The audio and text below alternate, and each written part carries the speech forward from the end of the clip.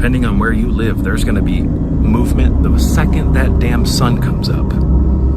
Cars are going to start driving down the road. Horns are going to honk. You're going to hear people yelling. The movement of the Matrix is nauseating. And it is a direct reflection of the lack of silence that we have as a species. Reality isn't supposed to be complicated like this, where you have to drain your energy and live this unnatural life just to make ends meet here in hell. This is not okay. And every fiber of my being rejects it, which is why I live the way that I do, which by today's modern consensus standards is highly abstract and unnormal. But to me, the way that the sheep live is incredibly unnormal. Not only is it unnormal, it's downright disgusting and it's dangerous. We are a spirit in a body, navigating through third density.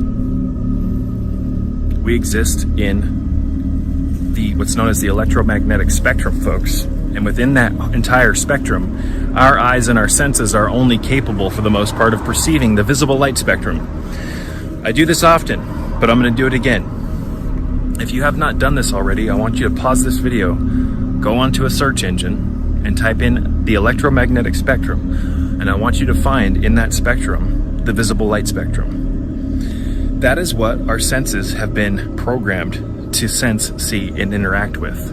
We don't see, for the most part, outside of the visible light spectrum.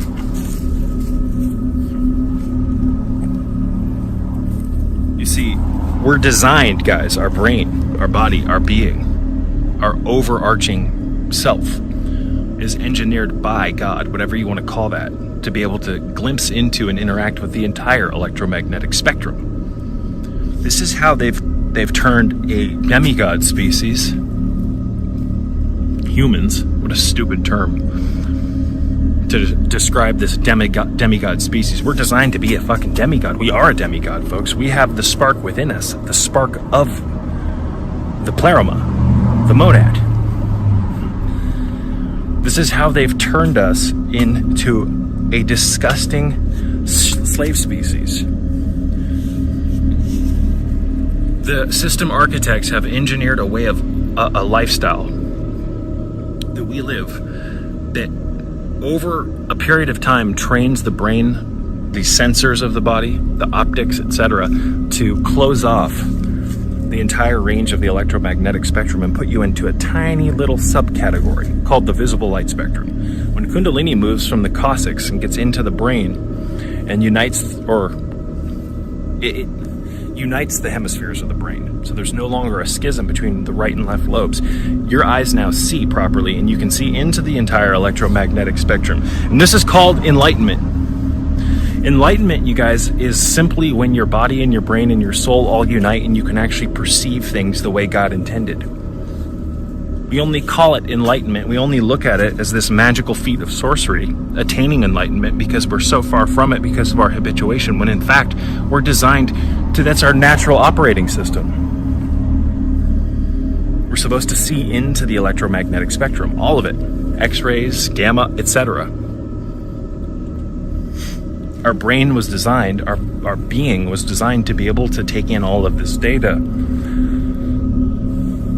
But we've lived a lifestyle where we only take in small fractions of the data of the complete whole. And we learn to think that that's what life is. We have thoughts that are not our own. We identify with them starting at a very young age.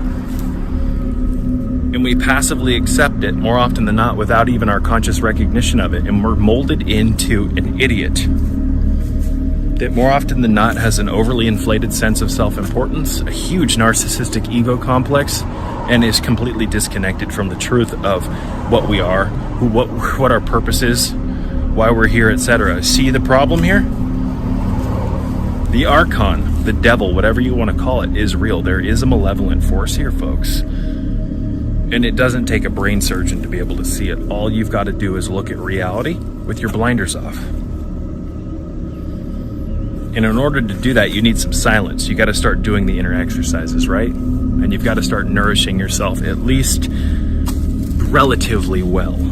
I've been on a budget the past couple of months, so I haven't been eating as well as I should be, and I need to work on that, but I have my supplement program dialed in. I'm taking a break from ginseng right now because it was making my, I hate the term nofap. It was making the, me not spilling my seed, the practice of it, not difficult, but a little more uncomfortable than it needed to be. So I got off the ginseng. I'm taking a break, even though I'm preparing the land back here to grow a bunch of wild American ginseng, Panax quinquefolius, not Panax ginseng. But I'm taking a break from the ginseng, and I'm exclusively taking maca. And I'm taking a mixture of black maca, red maca, and white maca, or is it yellow maca? I can't remember. We have a couple of bottles here that weren't being used of a mixture of the 3 types of maca. And I'll tell you right now, you guys, maca has made a huge difference in my strength levels, and it's really changed my view of the substance. It had been a while, years in fact, since I had taken maca. I had bought a couple of bottles in the past few years, but I took it and I didn't really notice anything from it. And I don't know if it was just the quality of the maca or what, but this particular brand that I have in capsules, I take about 4 to 6 of them a day in two divided doses.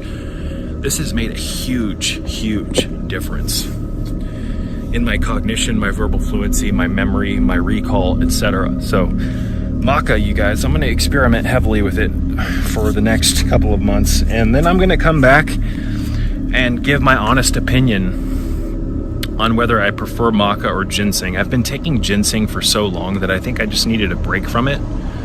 But I'm not the type of person, you guys, to just religiously condone something just because I've used it with success. If I do find something that works better than, for instance, ginseng, if I experiment with it long enough and I find that it works better, I'll come out and publicly say that, hey, for me personally, at least at this point in time, this particular substance is working better than the one I was taking prior. I do, however, believe that ginseng is incredibly beneficial for certain types of people. It has been incredibly beneficial for me, but too much of a good thing can be a bad thing, right? And sometimes we need to change things up and give the body a break from a certain substance or thing, or even a food, so that we can recalibrate without it, and then when we reintroduce it, we can gauge its effect again. Some things are not designed to be taken every day, although I do believe ginseng can be taken every day. But again, I wanted to get off of it because it was producing a little bit of excess heat in my body, and with my my nofap, I hate that term. I got to come up with a better term from that. And you know, calling it not spilling my seed is another stupid term too, but I think you catch my drift. All this land back here, this will be used to grow ginseng back here. I'm actually going to chuck a bunch of ginseng along this tree line back here, some stratified American ginseng seeds, and we'll see if they take, and we'll go from there. Because wild ginseng does work much different than tame ginseng, it's called, which is ginseng that's grown in captivation for the purpose of selling it as a supplement. Most of the ginseng that's sold like that is only 6 years old, whereas wild ginseng can go many years, over a decade even, and it develops a much different biochemical makeup because of its surroundings when you grow it in the wild. So I've got some trees over here. I'm not going to show you guys the backyard completely right now because it's still a mess from where I completely ripped the deck up so that we can use the land that the deck was on for gardening. But I've got two nectarines, or a nectarine, 2 plums, some raspberries. I got 2 nectarines, I think, 2 raspberries, an apple, some plums, and a cherry tree down there, a cherry blossom tree. I've also got a bunch of wormwood and different types of artemisias growing, but those are inside right now under the LED lights. The intense Virginia heat has been too hot for them, and when I got these new plants in the mail recently, I put them out in the sun and they just wilted almost immediately because of the heat. So I grow artemisias, things like Artemisia vulgaris, Artemisia princeps, Artemisia absinthium, because these are really powerful medicines, you guys. And some of these also work very well on malaria and other illnesses. The artemisias are bitters, and bitters cause the liver I believe how it works is it causes the liver to produce bile, which is alkaline. It gets things moving. The Artemisia family is very good for digestive issues as well as parasites. So I have a strong connection to the spirit that lives in the wormwood plant and the mugwort plant and many other Artemisias. So I grow them religiously. It's actually a part of my Gnostic way of life, is growing Artemisias. There is an intelligence that lives in the Artemisia plant that works very well with my spirit, my makeup, my goals, etc. It is an ally of mine, and I spend considerable amounts of time with my Artemisia plants, talking to them, performing Reiki on them, etc. Again, I live a non-ordinary life. A plant is not just a plant to me. A cloud is not just a cloud to me. A tree is not just a tree to me. A blade of grass is not just a blade of grass to me. I've changed my definitions of what this world is, and because of that, I live in a magical kingdom that resembles more of a fantasy role-playing game or RPG than a fucking hellscape matrix.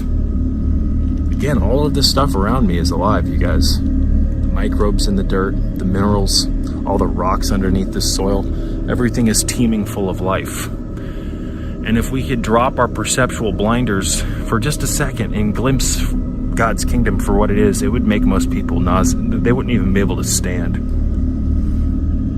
If they could finally take in all of the data that they never noticed that's been around them this whole time. So again, you want to build yourself. You want to build your energetic reserves. You want to get your rest dialed in. Is that a bug on my? It's a caterpillar.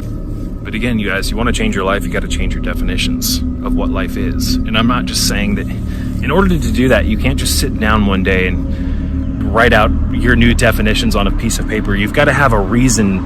Your being has to be behind the shift in your definitions or your interpretation of reality. And for that, you need to enter into non-ordinary states of reality or altered states of consciousness. And there's a right and a wrong way to do that.